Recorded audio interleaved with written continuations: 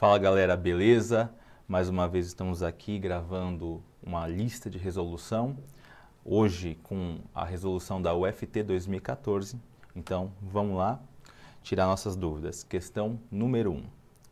Nas últimas décadas, a questão migratória no Brasil deixou de concentrar-se apenas no clássico movimento rural-urbano, o famoso êxodo rural, que nos anos 50 e 60 preocupou e mobilizou a maior parte dos estudos. Galera, vamos lembrar, década de 50 e 60 é aquele momento em que você tem a população brasileira, que era predominantemente rural, se transformando em uma população predominantemente urbana.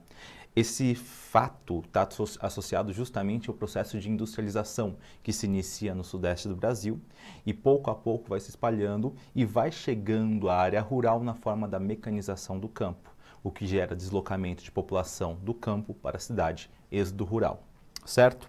As migrações interregionais, intrarregional, internacional e a mobilidade pendular, commuting, e a sazonal, são cada vez mais reconhecidas como faces distintas desse fenômeno demográfico, que aflora e ganha importância qualitativa e quantitativa, em função das modificações ocorridas nas dimensões econômica, social, política, em nível nacional e internacional. Bom, então ele está falando aqui de vários processos de migração. O que é migração? Migração, no caso, vem do ato de migrar, né? A ação de migrar.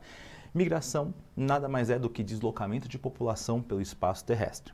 Perfeito? Seja de população animal, seja de peixes, de aves. No caso, a gente está falando de migrações humanas e ele vai focar em migração humana dentro da cidade, certo?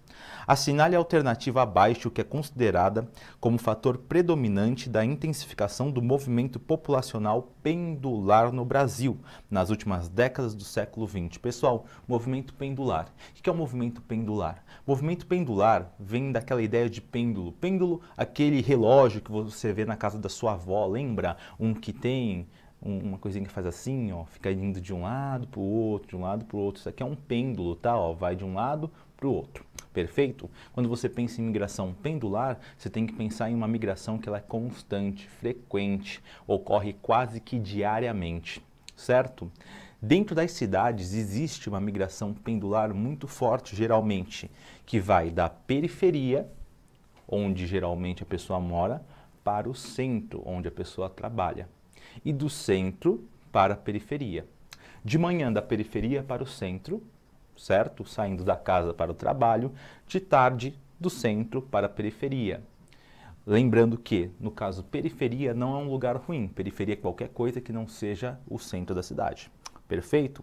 Bom, então vamos dar uma olhadinha aqui nas alternativas. Ele quer aqui um fator que vai determinar a intensificação desse movimento nos últimos anos. O deslocamento de trabalhadores de uma região para outra do país. Pessoal, deslocamento de trabalhadores de uma região para outra, a gente não considera como movimento pendular. Por quê? Se ele se desloca de uma região para outra, isso não é uma coisa muito frequente. Geralmente ele vai, por exemplo, do sudeste para o nordeste, do nordeste para o sudeste, e ele se fixa lá por um determinado tempo.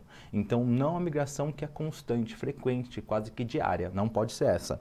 B. O crescimento das metrópoles e ou das regiões metropolitanas. Vamos marcar essa alternativa aqui, alternativa B vai ser a alternativa correta.